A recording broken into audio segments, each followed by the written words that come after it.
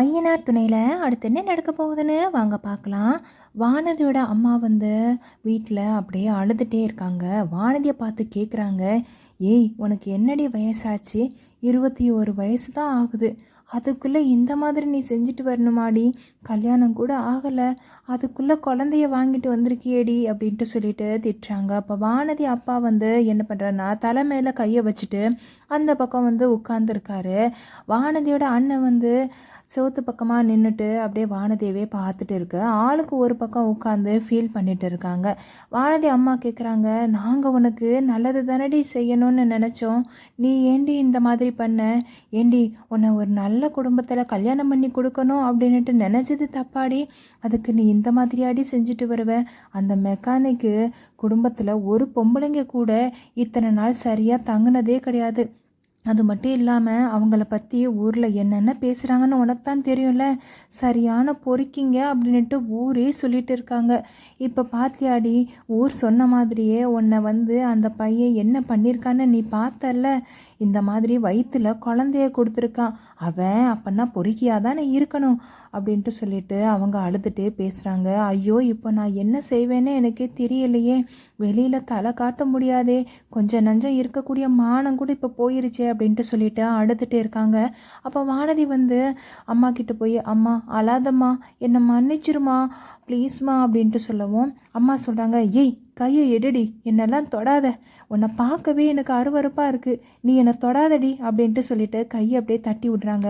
அடுத்து வானதி என்ன பண்ணுறாங்கன்னா அவங்க அப்பா கிட்ட போய், அப்பா என்னப்பா நீங்களாச்சும் என்னை மன்னிச்சிருங்கப்பா, தெரியாமல் செஞ்சிட்டேன்ப்பா, மன்னிச்சிருங்கப்பா, ஏன்பா எதுவும் பேசாமல் இருக்கீங்க அப்படின்ட்டு கேட்கவும் வானதி அப்பா சொல்கிறாங்க, என்னம்மா பேச சொல்கிற? என்ன பேசணும்? நான் பேசுகிற மாதிரியாம்மா நீ வச்சுருக்க? உன்னைய என்ன மாதிரி நான் பார்த்துக்கிட்டேன். உனக்கே தெரியும்ல, உங்கள் அம்மா உன்னை அடிக்கும் கண்டிக்கும் எல்லாம் செய்யும். ஆனால் அப்பா உன்னை நல்லா தானம்மா பார்த்துக்கிட்டேன், செல்லம் கொடுத்து நல்லா தானே பார்த்துக்கிட்டேன், உனக்கு பிடிச்சதெல்லாம் வாங்கி கொடுத்தேன், உனக்கு பிடிச்ச படிப்பு படிக்க வச்சேன், எந்த காலேஜுன்னு நீ சொன்ன, அதுக்கு தக்க ஃபீஸ் எல்லாம் கட்டி பணம் எல்லாம் செலவு செஞ்சு உன்னை நல்லா தானம்மா படிக்க வச்சுட்டு இருந்தேன். நீ இந்த மாதிரிலாம் செய்வேன்னு நான் கொஞ்சம் கூட எதிர்பார்க்கவே இல்லைம்மா வானதி அப்படின்ட்டு சொல்லிட்டு அவர் புலம்பிட்டு இருக்காரு. உன்னைய நல்ல குடும்பத்தில் கல்யாணம் பண்ணி வச்சிடணும் அப்படின்னுட்டு ஒரு அப்பனா ஆசைப்பட்டேம்மா. நீ என்னடானா இந்த மாதிரி செஞ்சுட்டு வந்திருக்கியம்மா. ஒரு நல்ல பையனாக பார்த்து என் பிள்ளைக்கு நல்ல வாழ்க்கையை அமைச்சு கொடுக்கணும்னு நான் நினச்சேம்மா. ஏம்மா இந்த மாதிரி பண்ண அப்படின்ட்டு சொல்லவும் வானதி சொல்கிறாங்க, அப்பா பாண்டியனும் ரொம்ப ரொம்ப நல்லவன் தான்ப்பா. நீங்கள் தான் ஊரில் உள்ளவங்க சொல்கிறத நம்பி நீங்கள் அவங்கள தப்பாக நினச்சிட்டு இருக்கீங்க. அவங்க வீட்டில் உள்ளவங்களும் ரொம்ப ரொம்ப நல்லவங்கப்பா அப்படின்ட்டு சொல்லுவோம். வானதி அப்பா கேட்குறாரு, நல்லவனா? என்னமாமா அவனை நம்புகிற? செய்கிற ஒரு நல்லவன் செய்யக்கூடிய வேலையாம்மா இது? என்னம்மா நீ அவனை நம்பிட்டு இந்த மாதிரி வயிற்றுல குழந்தைய வாங்கிட்டு வந்திருக்கியம்மா அப்படின்ட்டு சொல்லிட்டு அவர் புலம்பிட்டு இருக்கவும் வானதி அம்மா வானதியோட அண்ணனை பார்த்து கேட்குறாங்க, டேய் பாத்தியாடா உன் தங்கச்சி என்ன காரியம் பண்ணிட்டு வந்திருக்கான்னு? இனி வெளியில் தலை காட்ட முடியுமாடா? இனி யாருடா இவளை கல்யாணம் பண்ணிப்பாங்க அப்படின்ட்டு சொல்லிட்டு அழுதுட்டு இருக்காங்க. அப்போ வானதி அண்ணன் சொல்கிறாரு, அம்மா பேசாமல் இவளை கூட்டிகிட்டு போய் அந்த குழந்தைய அப்படின்ட்டு சொல்ல வானதி சொல்லாங்க, டேய் நீ முதல்ல வாயை மூடுடா, உன்னால தான் எல்லாம் வந்துச்சு. என்னை கேட்காம கல்யாணம் பண்ணலாம் அப்படின்னுட்டு அம்மா அப்பாவை நல்லா ஏமாற்றி என்னையே ஏமாற்றி கூட்டிகிட்டு போயிட்டு இந்த மாதிரி பேசுகிறதுக்கு கொஞ்சம் கூட உனக்கு வெக்கமாகவே இல்லையாடா? நீ ஃப்ராடு மாதிரி தான் இருந்த. இப்போ என்னடான்னா இந்த குழந்தைய அழிக்கக்கூடிய பாவத்தையும் செய்ய துணிஞ்சிட்டல. அம்மா இங்கே பாருமா, இவன் சொல்கிறதெல்லாம் கேட்காதம்மா, இவன் சொன்னதை கேட்டால் கண்டிப்பாக நீ ஜெயிலுக்கு தான் போக வேண்டியது வரும் அப்படின்ட்டு சொல்லிட்டு சத்தம் போடுறாங்க. அடுத்து அதுக்கு வானதியோட அண்ணன் சொல்கிறாரு, நான் ஜெயிலுக்கு போகணுமா? எதுக்கு நான் ஜெயிலுக்கு போகணும்? உன்னைய ஏமாற்றி குழந்தைய கொடுத்தேன், அவன் தான் ஜெயிலுக்கு போகணும். அவன் வரட்டும் ஊருக்கு, அவனை நான் சும்மாவே விட மாட்டேன். பாரு இந்த வாட்டி போலீஸில் எழுதி கொடுத்து அவன் குடும்பத்தையே கம்பி எண்ணெய் வைக்கிறேன் அப்படின்ட்டு சொல்லவும் வானதி கேட்குறாங்க, கம்பி எண்ணெய் வைப்பியா? என்னன்னு சொல்லுவேன் நீ? நான் தான் அவ்வளோ தெளிவாக சொல்கிறேனே, எனக்கு பிடிச்சி போய் தான் பாண்டியன் கூட போயிருக்கேன்னு. மறுபடியும் இதே வார்த்தையை சொல்ல வைக்கிறீங்க, கொஞ்சம் கூட உங்களுக்கு புரியாதான் அப்படின்ட்டு சொல்லிட்டு அவள் என்ன பண்ணுறான்னா ரூம்குள்ளே போயிடுறான். அங்கிட்டு என்ன நடக்குன்னா சேரன் சோழன் பாண்டியன் பல்லவன் சந்தா எல்லாரும் சேர்ந்து சாப்பிட்டுக்கிட்டு இருக்காங்க. நிலா என்ன பண்ணுறாங்கன்னா, அண்ணே பாருங்கண்ணே, எல்லா பூஜையும் முடிஞ்சிருச்சுல, அப்போது எப்போண்ணே நம்ம ஊருக்கு கிளம்புறது அப்படின்ட்டு கேட்கவும், சேரன் சொல்கிறாரு, இல்லைப்பா இன்னைக்கு ராத்திரி ஏதோ பூஜைலாம் இருக்கான், கடா வெட்டி இருக்குன்னு அந்த ஊர்க்காரர் வேற சொன்னாருப்பா. அதனாலே அந்த பூஜைலாம் முடிஞ்சதுக்கப்புறமா நம்ம நாளைக்கு காலையிலேயே கிளம்பி ஊருக்கு கிளம்பிடலாம்ப்பா அப்படின்ட்டு சொல்லவும், பல்லவன் சொல்லாரு, அண்ணே எனக்கு இந்த ஊர் ரொம்ப ரொம்ப பிடிச்சிருக்குண்ணே. இந்த ஊரை விட்டு போக மனசே வரமாட்டேக்கு. பேசாமல் நம்ம இங்கேயே ஒரு வீடு வாங்கி இருந்துருவோமா அப்படின்ட்டு சொல்லவும், நிலாவும் சொல்கிறாங்க, ஆமாண்ணே எனக்கும் இந்த ஊர் ரொம்ப பிடிச்சிருக்குண்ணே. இங்கே வந்ததுக்கப்புறமா மனசு அவ்வளவு நிம்மதியாக இருக்குண்ணே. நாம் எப்போனாலும் ஒரு வருஷத்துக்கு ஒரு வாட்டி கண்டிப்பாக இங்கே வர்ற மாதிரி பார்த்துக்கணுண்ணே அப்படின்ட்டு சொல்லவும், சேரன் சொல்கிறாரு, அதான்ப்பா இப்போ குலதெய்வம் இங்கே இருக்கிறது நமக்கு தான் தெரிஞ்சிருச்சுல, வருஷம் வருஷம் இந்த மாதிரி வந்துடலாம்ப்பா. இங்கே ஒரு 4 நாள் 5 நாள் இருந்துட்டு இந்த ஊரில் நல்லா சுற்றி பார்த்துட்டு சாமி கும்பிட்டு போகிற மாதிரி பார்த்துக்கலாம்பா அப்படின்ட்டு சொல்லவும், நிலா ஆமாண்ணே ஒரே ஒரு விஷயண்ணே, சாமி ஆடுறவங்க கூட சொன்னாங்கல்ல, எதுக்கு என்னைய பார்க்க வரவே இல்லை இத்தனை வருஷமா அப்படின்ட்டு அவர் சொன்னது தானே எனக்கு ஞாபகம் வருது. அப்போனா நாம் என்ன பண்ணோம்னா ஒவ்வொரு வருஷமும் தவறாமல் இந்த சாமி கும்பிட வந்துடணுண்ணே அப்படின்ட்டு சொல்லவும், சோழன் மனசுலேயே நினைக்காரா, ஆஹா நிலா வருஷா வருஷம் கோயிலுக்கு வரணும் அப்படின்னுட்டு நம்ம அண்ணன்கிட்ட சொல்லிட்டு இருக்கு. அப்போன்னா என்ன அர்த்தம், நிலாவுக்கு நம்மளை ரொம்ப பிடிச்சிருக்கு, அது மட்டும் இல்லாமல் நம்மளை விட்டு போக மனசு இல்லை அப்படிங்கிறது இந்த வார்த்தையிலேருந்து தெரிஞ்சுக்க முடியுது அப்படின்ட்டு சொல்லிட்டு அவர் மனசுலேயே நினச்சிட்டு இருக்காரு. அடுத்து எல்லாரும் பேசிட்டே சாப்பிட்டு முடியவும், அப்போ நடேசன் கரெக்டாக வரவும், நடேசனை பார்த்து சேரன் கேட்குறாரு, அப்பா வாங்கப்பா சாப்பிட்றலாம் அப்படின்னுட்டு.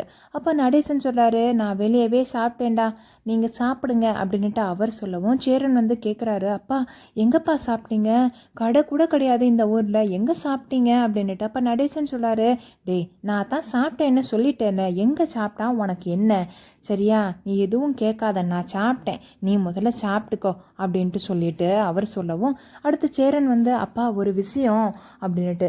அப்போ நடேசன் கேட்காரு, என்னடா இப்போ மறுபடியும் உனக்கு அப்படின்னுட்டு கேட்க, சேரன் கேட்குறாரு, அப்பா கோயிலில் எல்லா திருவிழாவும் முடிஞ்சிருச்சு, எல்லா சம்பிரதாயம் பண்ணிட்டோம், சாமியெல்லாம் கும்பிட்டாச்சு, நாளைக்கு காலையிலேயே ஊருக்கு கிளம்பிடலாம்ல அப்படின்ட்டு சொல்லவும், நடேசனும் அப்படியே பார்க்காரு, ஆமாடா எல்லாமே முடிஞ்சிருச்சு, என்ன இன்னைக்கு ராத்திரி மட்டும் கடா வெட்டு இருக்குது, அதை பார்த்துட்டு நாளை காலங்காத்தாலே கிளம்ப பார்த்துடலான்டா, எல்லாத்தையும் துணிமணிலாம் எடுத்து வச்சிருங்க அப்படின்ட்டு சொல்லவும், சேரன் திருப்பி சொல்லாரு, அப்பா நீங்கள்லாம் உங்கள் துணிமணிலாம் எடுத்து வச்சிட்டிங்களாப்பா, இல்லைன்னா உங்களுக்குள்ளது எடுத்து வைக்கணுமா அப்படின்ட்டு கேட்கவும், நடேசன் சொல்கிறாரு, எனக்கு என்னடா துணிமணி இருக்குது, ஒரு சட்டை 2 வேஷ்டி அம்பிட்டுட்டேன், அதெல்லாம் நான் கொண்டு வந்துடுவேன், நீ ஒன்று எனக்குள்ளது எடுத்து வைக்க வேணாம் அப்படின்ட்டு சொல்லவும், அடுத்து சேரன் அப்போ இங்கே பாருங்கள், மறந்து போய் நைட்டு போனவங்க வராமல் இருந்துடாதீங்க, உங்கள் நண்பர்களுடைய ஊர் சுற்ற போகிறேன் அப்படிங்கிற இதில் நம்ம ஊருக்கு போகணும் அப்படிங்கிறத மறந்துட்டு இருந்துடாதீங்கப்பா, கண்டிப்பாக வந்துடுங்கப்பா அப்படின்ட்டு சொல்லவும், நடேசன் சொல்லார்,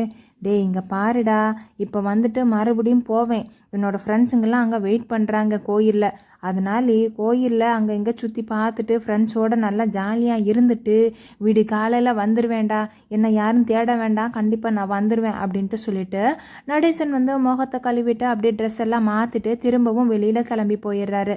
நிலா என்ன பண்ணுறாங்கன்னா சாப்பாடு சாப்பிட்டு முடிச்சுட்டு அப்படியே வெளியில் போகிறாங்க. அப்போ கார்த்திகாவோடைய ஹஸ்பண்டும் பேசிகிட்டு இருக்காங்க. அப்போது நிலாவை பார்த்த உடனே கார்த்திகா, வாங்க நிலா உட்காருங்க, சாப்பிட்டீங்களா அப்படின்ட்டு கேட்கவும், நிலாவும் சொல்கிறாங்க, ஆமாம் கார்த்திகா இப்போ தான் சாப்பிட்டோம், நீங்கள் சாப்பிட்டீங்களா அப்படின்ட்டு திருப்பி கேட்குறாங்க. அதுக்கு கார்த்திகா, ஆமாம் நிலா நாங்கள் சாப்பிட்டு தான் இங்கே உட்காந்துருக்கோம் அப்படின்ட்டு. அப்போ கார்த்திகா கேட்குறாங்க, உங்களுக்கு இப்போ கை பரவாயில்லையா அப்படின்னுட்டு.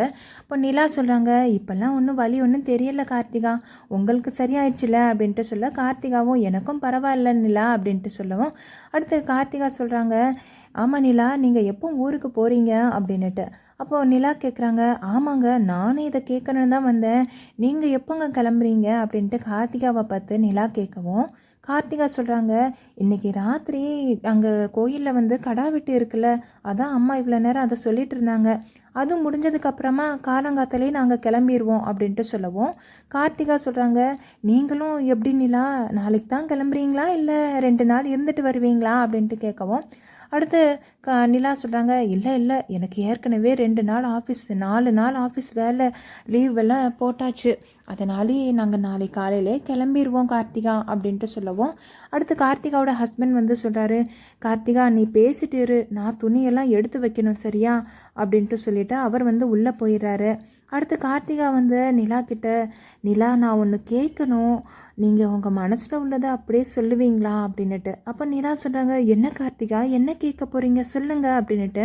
அப்போ கார்த்திகா சொல்கிறாங்க, இல்லை உங்கள் கூட ஒரு ஹிந்திக்கார பொண்ணு வந்திருக்குல்ல, அந்த பொண்ணை பார்த்தா நல்ல பொண்ணு மாதிரி இருக்குது, பேசாமல் நம்ம சேரன் மாமாவுக்கு அந்த பொண்ணையே கேட்டு பார்க்கலாம்ல அப்படின்ட்டு சொல்லவும், நிலா சொல்கிறாங்க, நீங்கள் சொல்கிறது கூட சரிதான், ஆனால் நாங்கள் அந்த அளவுக்கு எதுவுமே யோசிக்கவே இல்லை. அது மட்டும் இல்லாமல் அவங்க ஹிந்திக்காரங்க, அவங்க வீட்டில் அவங்கள தருவாங்களான்னு எனக்கு தெரியாது. அது மட்டும் இல்லாமல் அவங்க கல்யாணம் வேணாம் அப்படின்ட்டு சொல்லிட்டு பயந்து தான் ஊரை விட்டு ஊர் வந்திருக்காங்க அப்படின்னுட்டு அண்ணன் சொல்லிட்டு இருந்தாரு. இதுக்கிடையில் நாம் போய் இந்த மாதிரி கேட்டால் நல்லாவா இருக்கும் கார்த்திகா அப்படின்ட்டு சொல்லவும், கார்த்திகாவும் அப்படியே யோசிக்கிறாங்க. அடுத்து கார்த்திகா சொல்கிறாங்க, இல்லை நிலா நீங்கள் சொல்கிறது எனக்கு புரியுது, ஆனால் ஒரு வார்த்தை வேணால் நீங்கள் கேட்டு பார்க்கலாமே அப்படின்ட்டு சொல்லவும், ஒரு வேலைக்கு அந்த பொண்ணுக்கும் மாமாவை பிடிச்சிருந்தா நல்லது தானே, நாம் ஏன் எங்கேயாச்சும் போய் பொண்ணை தேடணும், பேசாமல் இந்த பொண்ணையே கல்யாணம் பண்ணி வச்சிடலாமா அப்படின்ட்டு சொல்லவும், நிலா சொல்கிறாங்க, சரி கார்த்திகா நீங்கள் இவ்வளோ சொல்கிறீங்க, நம்ம ஊருக்கு போய் இதை பற்றி யோசிக்கலாம் அப்படின்ட்டு சொல்லிட்டு 2 பேரும் பேசிகிட்டு இருக்காங்க.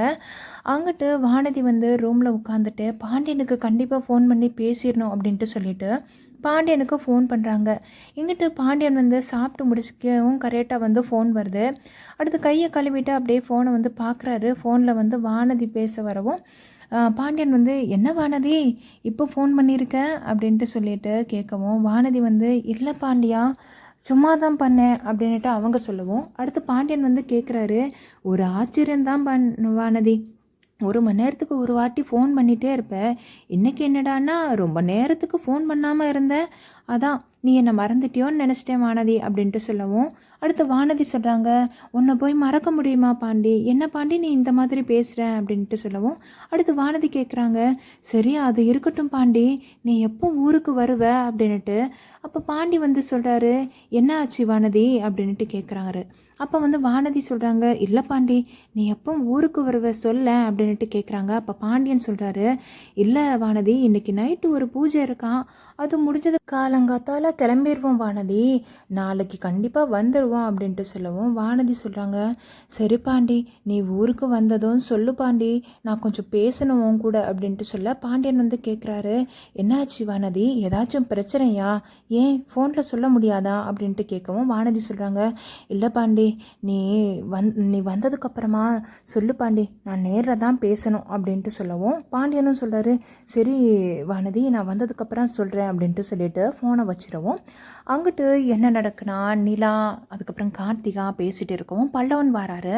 பல்லவன் வந்து கேட்குறாரு, அண்ணே நம்ம இங்கே வந்திருக்கோம்ல, இந்த மெமரிஸை வந்து கண்டிப்பாக வந்து நம்ம வந்து ஞாபகம் வச்சுக்கிற மாதிரி ஒரு ஃபோட்டோ எடுக்கலாம், எல்லாரையும் கூப்பிட்டு வச்சு எடுக்கலாம் அப்படின்ட்டு சொல்லவும், நிலாவும் சொல்கிறாங்க, ஆமாடா பல்லவா சூப்பரா, நம்ம பார்க்குறப்போ எனக்கு சந்தோஷமாக இருக்கும்ல, இந்த ஃபோட்டோவை எடுத்து எடுத்து பார்க்குறப்போ நமக்கு ஞாபகம் வரும்ல அப்படின்ட்டு சொல்லவும், அடுத்து வந்து சோழனை வந்து கூப்பிடுறாங்க நிலா வந்து, சோழன் நீங்கள் வாங்க நம்ம எல்லாரும் சேர்ந்து செல்ஃபி எடுக்கலாம் அப்படின்ட்டு சொல்லிட்டு ஒவ்வொருத்தங்களையாக கூப்பிடவும், அடுத்து வந்து சேரன் வந்துடுறாரு, பாண்டியன் வந்துடுறாரு.